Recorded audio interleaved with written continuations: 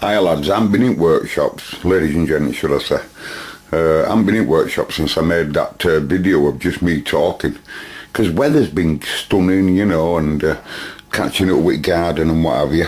But I tell you, you know, I'm learning more and more about how my stupid head works. And, you know, just how it works. It's really unusual, you know, sometimes. I've had that radio, this is that Concord 2. And I must have had it now about probably 2 years, maybe more, might have had it 4 years. As you know, that's that TriStar I've only just got. I'll have had that yonks. Certainly don't remember getting them. I know I got them off, but it's such a long time ago, you know. I can hardly remember what I paid for them. Probably got no in that. But seriously, this has been on my mind all last night and all today. On and off, you know, this is, like I said, that's that Concord 2 with bleep missing. Thanks for all that wrote in, by the way. I feel I did know that it should have had a bleep there, but it's good of you to write in, thank you. But yeah, I'm positive myself that, and even where these wires just having a little peep, you know, I'm sure that's where they go. They went into bleep area. But anyway, I once used to have a video showing, I don't know whether it's still there, excuse me, how I'd change the audio amp when they're mounted on side like that. Now, you know, and it's dead straightforward. But anyway, I'm just going to tidy all this bench up and move all this. And I'm not going to say I'm going to start on this radio because, you know, I'm not actually going to say that. But there's one thing that's I feel I might as well show you is this audio amp has got to come out, because whoever's put that in it just looks atrocious. So, and I use a different way to remove them audio amplifiers. You know, Exhibit A. I use a different method to remove them in a what I call quite an orderly fashion. But first of all, because I don't remember how this radio is behaving, I know it's got VCO issues, as I showed in other video there. I know it's got loads of issues as this animal, but what I'd like to know first of all is, I take it that audio amp will be okay, but I'd like to know that before I go to trouble to pull it out and put it back in, because that's all I want to do with it. I just want to pull it out and put it back in tidily. And then when I'm in the mood again, then I'll try and get some power up and sort it all out. I'll tell you for why I'm going to do that today, because all tools are here on bench for that. And that looks like only the majorest repair that the circuit board will need, apart from cleaning up, as you can probably see yourself. There's only that really looks really unsightly. You know, as you can see. Now I suppose I could just leave it in situation where it is and remove its solder and all flux and all that, but I'm going to completely remove it just to see what state the pins are like on all sides. Okay, so I'll set a tripod stand up for you and I'll show you that in action. That's a good idea, isn't it? Okay folks, this is the main engine sequence countdown. Main engine sequence countdown. Control, Houston. Yeah, Houston, go ahead. Yeah, Houston, could you set the stage? Okay, an extension speaker on the animal. Got a power lead. I don't have a cell call, which, as far as I remember, if it's pulled out, it robs the audio. Might be wrong about that, but I will check it. Got an RX switch, switched in RX mode. Power supply in the off state. 1 volt on the dial. 1.06. 1 volt. No current because the animal's off. The radio is set to the noisiest mode, FM. A&L is switched off, KC's off, clarifiers off. All of the controls are off. Pathetic voices, that kid. Right, so on then, so it's off right now. Power supply, Sound like a Z650.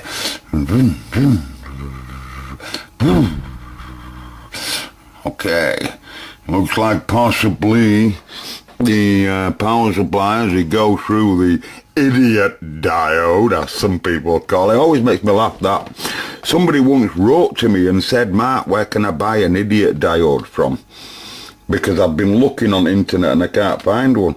And I said, well, they don't call them an idiot diode. That's just its nickname.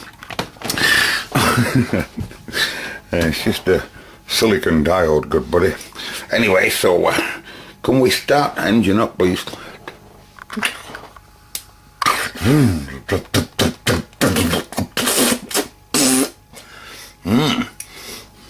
I'm running a massive current of about 28 mil. And it's producing some at just about 3 volts. Okay. The reason why LED readouts on the radios always wake up first is because they only tend to run at about 5 volts, you see. And so we're watching current, it's all acceptable, I'd like it to be doing a lot more by now. See, at 9 and 10 volts, that main regulators now should be passing what it's got. And, wake up, little Susie, wake up, 270. No audio. Okay, now what I'm gonna do now is I'm just gonna find myself a cell call socket plug, okay? Just for peace of mind. Stand by! Cue whatever I'm on. And, this is the animal. I've just stole one off that Jumbo there. Thank you, Jumbo. Excuse me. And as far as I know, it robs speaker connection. Now, this other red wire also connects at cell call, but it'll be part of what that drives. But I don't think we have to worry about that. Okay, can we go for a main sequence fire up? Can we go just back to about 9? 5 will do. Power supply on. I don't hear no click. Radio on. I don't hear no volume at all. Radio switch to TX or something. No. Volume up full.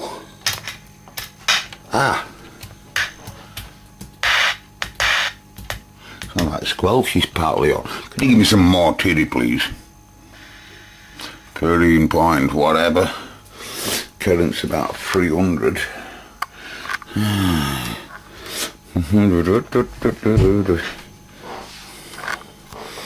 Excuse me.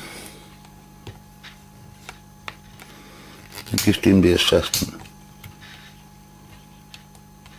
Oh, there's a CBPA somewhere on this. CBPA, no PA's incorporated into mode. But I'm just moving hands. I just wanted to hit AF stage working. RF going up 4.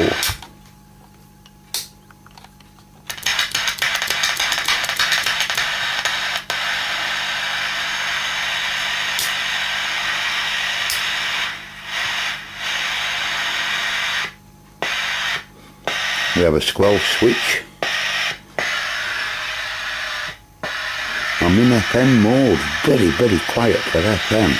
So, let's give the AFPA a little bit of a workout.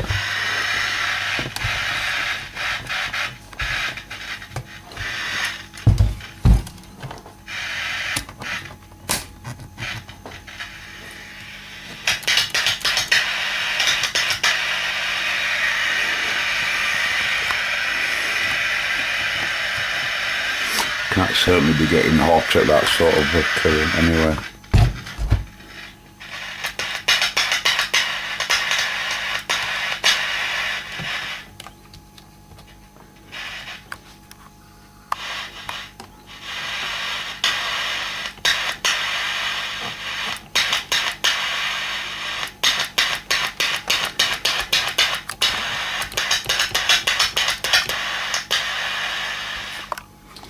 I need you to be on all the time.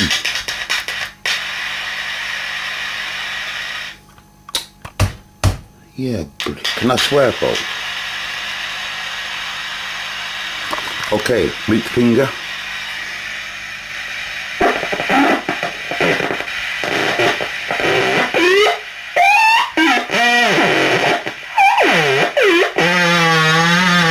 Half an amp. All we're doing there, we're just creating feedback from audio input circuit, right? So I would say that AFPA, believe it, as awful as it sounded there, is okay, believe it or not. And I'll tell you what I'll do, I'll just call Sean in. I'll just have a look at AF speed, because there's no point in pulling it out and tidily putting it back in, only to simply find that you have to pull it out again. So that's AF's, yeah. So we see it's sat out. It's getting full supply. It runs off full supply, you see, does this AF amp. Now why? Obviously it's producing very, very low audio on FM. It's very possible it's because it's the PLL arrangement that's all out of lock. Can we have a look at lock detector, please? VDD and VSS. Well, VDD, folks, is positive supply to PLL, and VSS is negative. And I'd be interested in, I know it's going to be grounded, it's PLL. I'd be interested to know what's on pin 1. That's frequency in from the loop. That's reference in. Sometimes that's not used. That's phase detector's output. That's lock detector. The 2 stars will tell you in the diagram what it needs to be. Okay, 2 stars locked, that means it's high when it's happy and low when it's unhappy. Okay, the other ones are relevant to what we need at the moment. That and the lock detector, in other words, if that is in an happy state and up and running, it will be high. That's what the 1 means. It's just binary. 1 is high and 0 is low. It's the same way your computer reads a DVD disc. Or your mobile phone rings a number. Loads of different things anyway, yeah. So what we're going to do then, what my trailer thought then, what we're going to, oh, right, the lock detector. Right, so pin 1. Sean, old mate, will you give us a rundown of this PLL? And,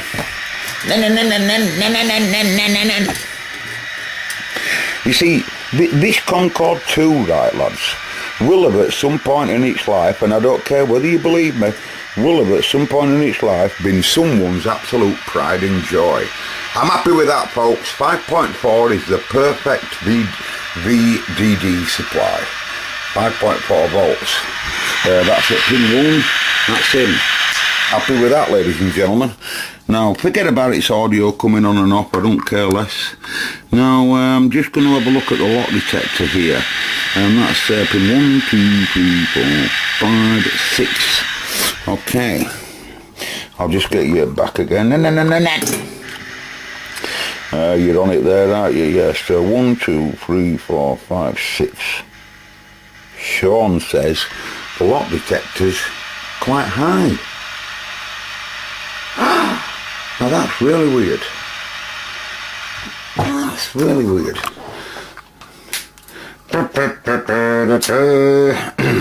I'll be back, folks. Let's just get a signal in there. Just out of curiosity, alright. It certainly wasn't locked last time I looked at it. And you saw grub screw on the VCO in the other video. I think you saw that, didn't you? So stand by. And you can, if you physically look there, someone's had that VCO block out. Haven't they? So, interesting. Stand by. Well, I think I know why someone were playing around in the audio section there, ladies and gents. Because there's something wrong with that AF amp. I bet he wishes he'd have had an oscilloscope, because without doing all of that awful stuff that he's done there, you know, that I have to clean up at some point once I find out what's going on. You know, and, you know, someone smashed up VCO, and as we saw there, it's high. And I'm putting a big signal in. I'm putting 100 microvolt in. Putting 100 microvolt in there, you know, at 185. I'm on 185. I have to be careful where I shoot, by the way. I've only got a pair of boxer shorts on. And you can see it's boiling, it's proper boiling, but it is working. But I don't have any audio. But I did for a millisecond when I first dialed the frequency in. So perhaps, right, it's in on FM. So can I just move my frequency around, please? Because I thought I heard it, yeah, when I was coming to it.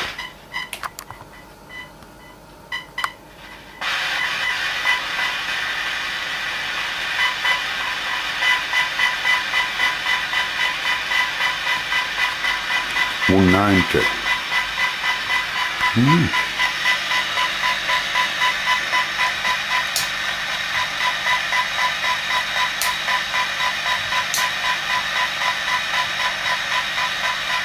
Hey, hang on, Bill, you don't do note. And your main tune. And where's RF gone? Completely gone. So why is the audio stage now been able to hear it a bit when it's clearly disappeared as a signal? Let's bring it back on proper frequency.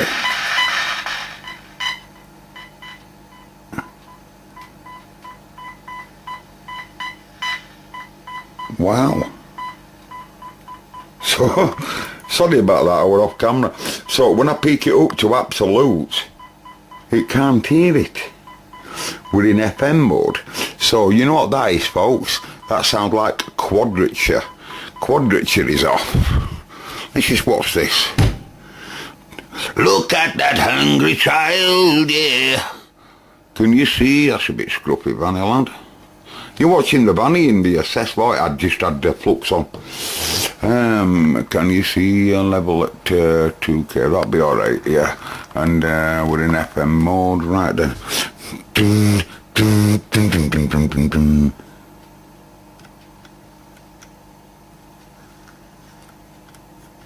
Screwdriver Kid.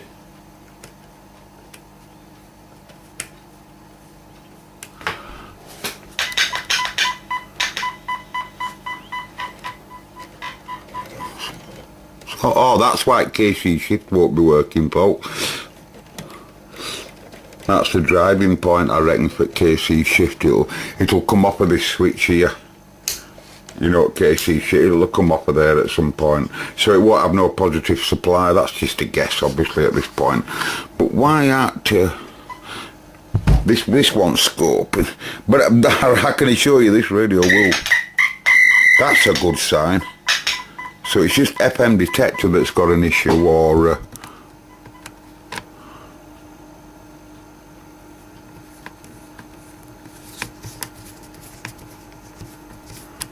something, yeah, there's something going on with this FM, isn't there?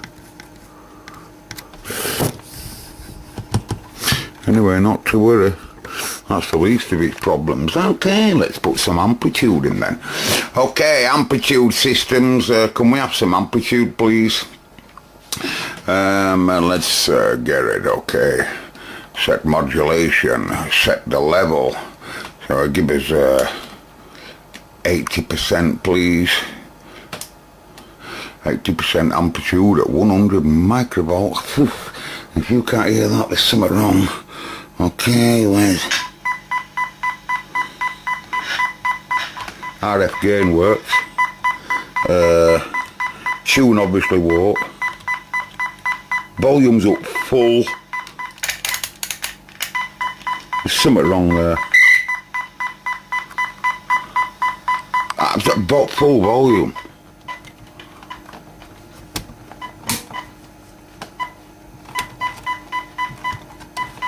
And you can clearly see also someone's been seriously interested here as well.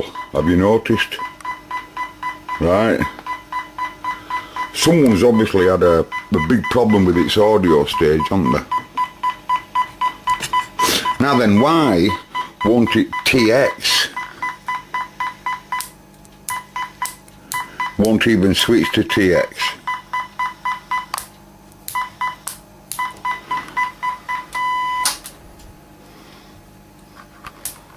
Not even switching at all. And I'll tell you what's going on there as well.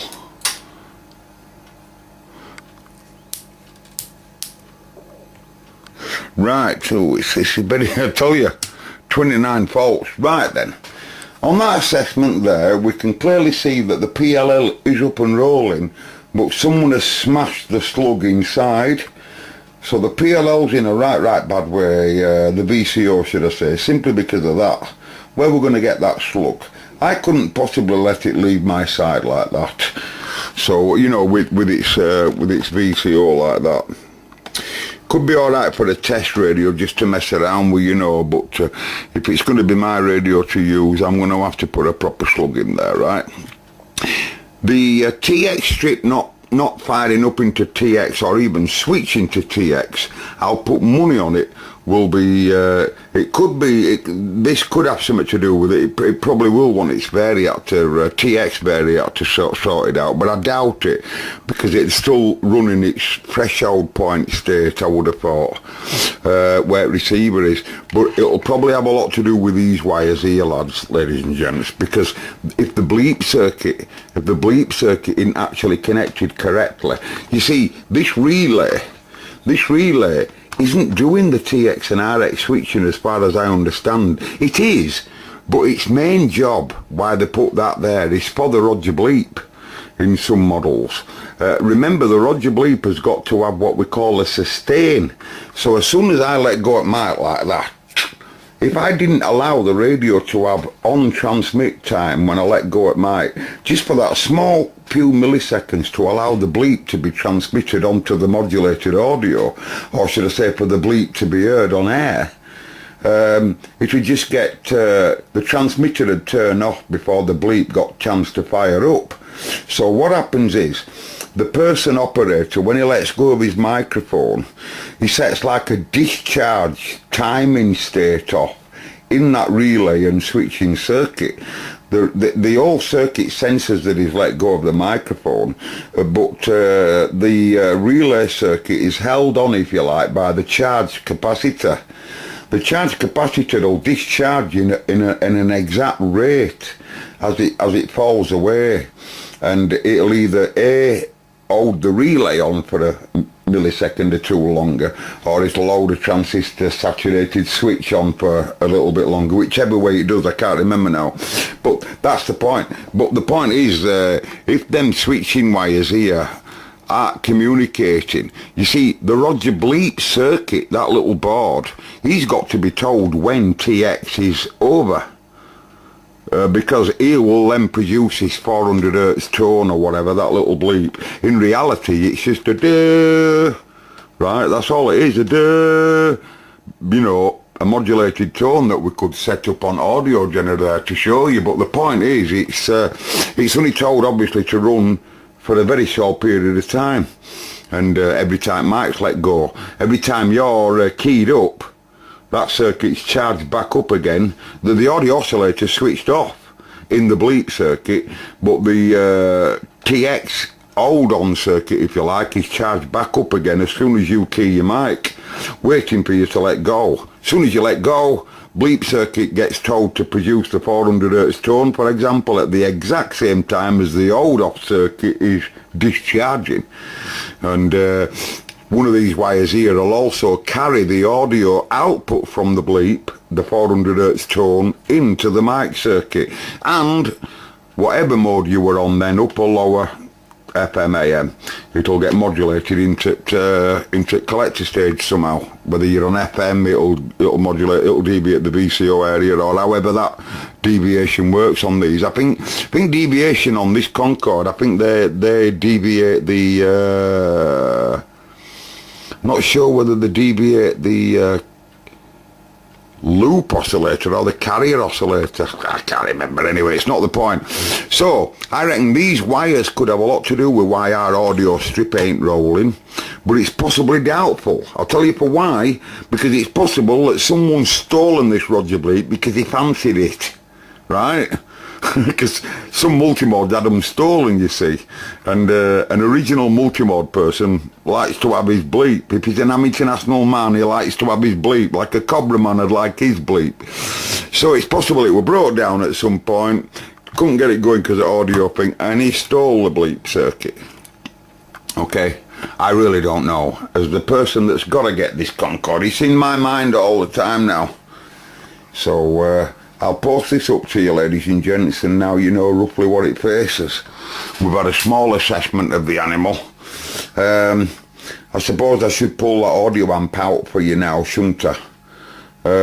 Because I'm going to have to pull it out anyway, it's so bad. Yeah, it's really, really bad. So we've had a quick assessment. I'll just pull the amp out now on video for you, and I'll tell you for why, because even in fault finding, it's better for me in some cases like this to have that amp out. Why? Well, I'll allow the scope to do all the testing from now on until I get that receiver up and rolling, because once he's out, he won't be confusing the situation. Whoever's put that in, I'm sorry to slag them off, whoever it is, but it's appalling. That's the point of the part. So if someone so bad put it in like that, you can't expect that the whole circuit's correct, you know. Now, if you pull an IC amp, an audio amp out like that, you're eliminating the amplifier from shorting onto other pins or out, and the scope can very easily see whether the audio input's correct or anything. We don't need the audio amp there, so and it wants to come out anyway, so let's get him out of there. Okay, Q1, ladies and gentlemen. Can we just move it a little bit to the left, a little bit like that? It's bit of oh, you're not going to see it all there, believe it or not. Not there, right. I bet you're thinking, you don't need all that on left here. We're going to need that on right, don't we?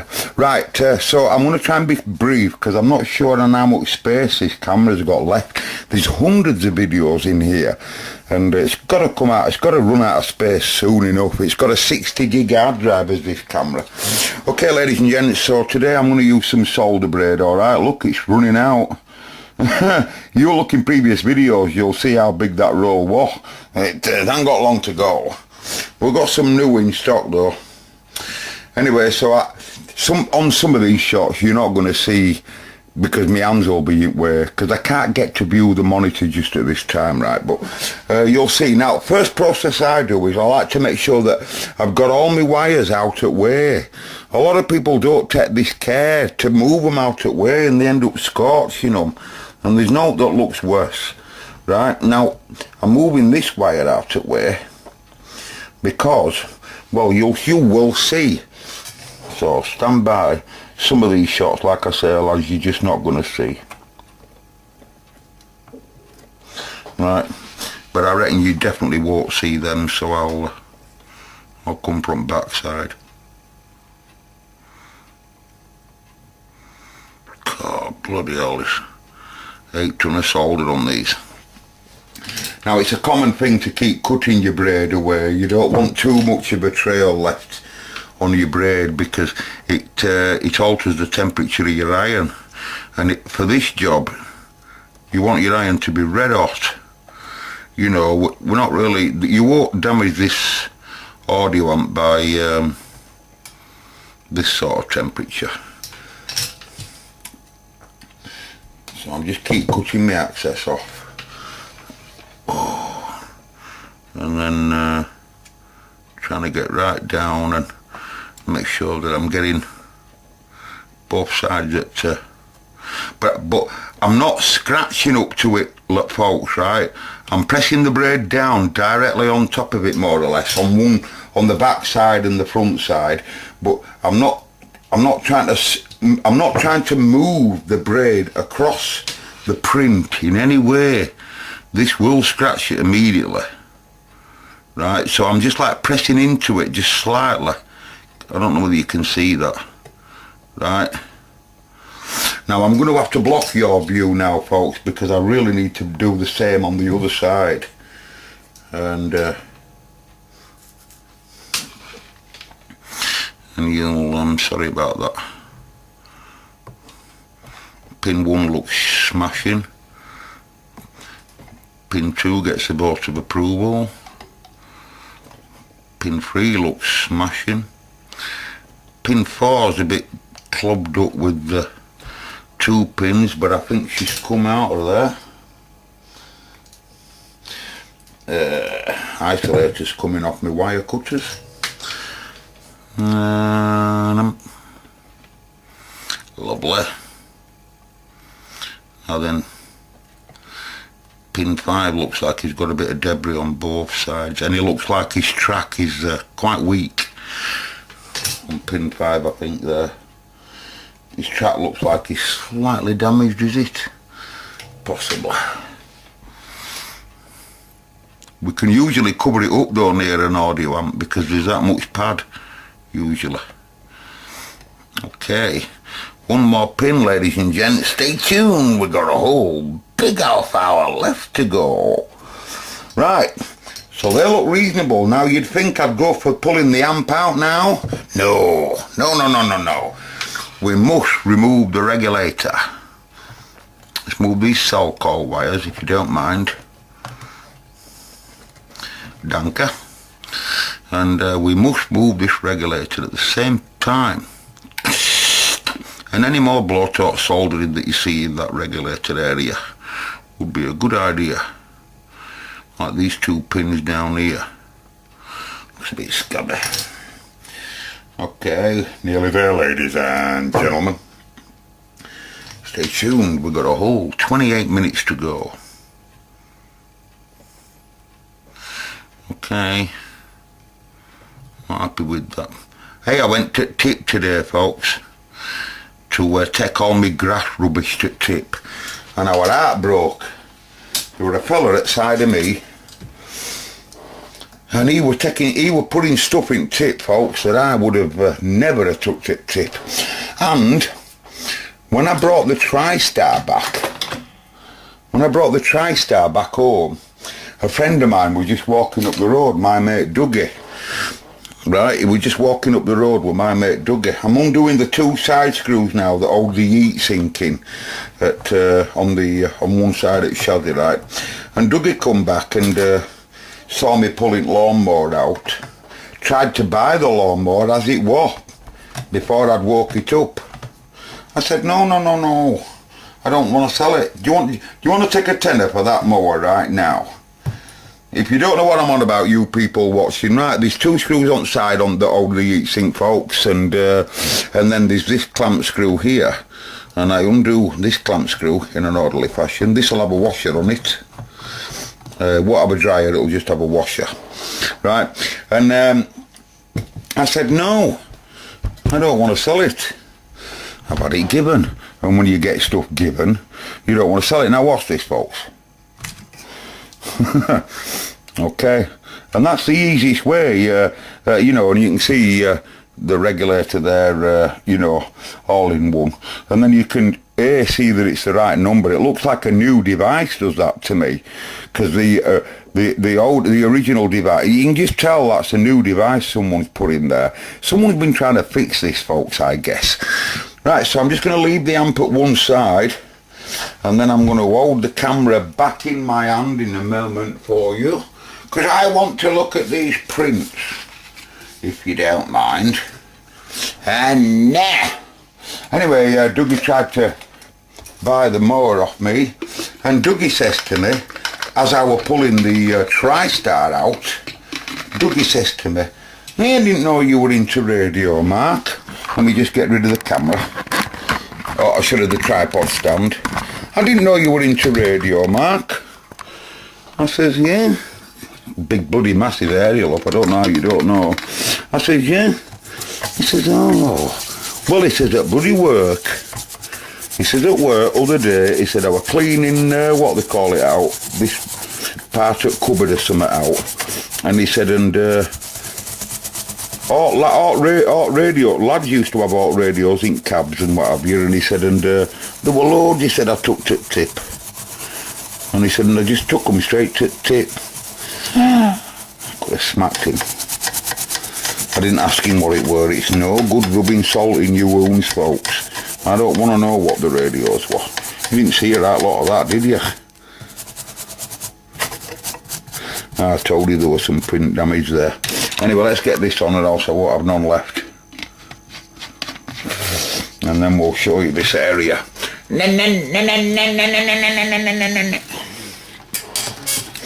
Aye. So he were a bit clumsy with them 2 pins, what lad, wasn't he? That's what happens, you see, when they start scratching them. That's just an air or something, is that. But they are a very, very... Them there weight regulator is on this model, as I've said before. It's a very, very, very poor area, really, is that. I mean, obviously we'll beef it up once we build it back, and then we should be able to sort them, guys. Obviously, there's enough there to solder, and I'll put a bit more meat in. There were no need for it to be like he put it in, were there? But now it's out, by the way. I can suss out that area and see that all of that area is how it should be, and everything's in right place, and also so I'll probably start having a look at this bleep circuit now. Not now, obviously, but probably tomorrow. I'll have loads on tomorrow. I don't think I'll get a chance at all in workshop tomorrow, so... But the next time I'm in mood to play radio repair, I must get this bleep circuit back operational. This is phase loop locked, so I'm just going to leave it for now. For now I'm going to get this variator, TX variator working, because this is important for switching. I'm going to get this bleep circuit switching working, and I'm going to start to see this TX RX switching working. I must do before I proceed, trying to sort audio out, I believe, because it'll tell me whether I might not be getting proper RX switching, you see, as well as TX. It might not be switching properly to RX, so we have to make sure them are right. Just because we see it receiving on S meter doesn't really mean that we're actually switching the audio states to RX, because all your TX, your RX circuit, when it comes to your speaker's output, quite a few changes actually happen when you key your mic for the speaker output. Otherwise you'd be feeding back on yourself and all sorts, by the audio stage, not by the radio picking itself up, of course, but by the audio stages. It's a long story, I won't go into it. Right, that's it. That's just an assessment of a Concord 2 that's in a bad way, but you're gonna see it working again, folks. How about that? And you're only going to get to see it just 2 minutes after me. Probably at the same time as me. Oh, you're dead lucky. I wish I was sat there watching these.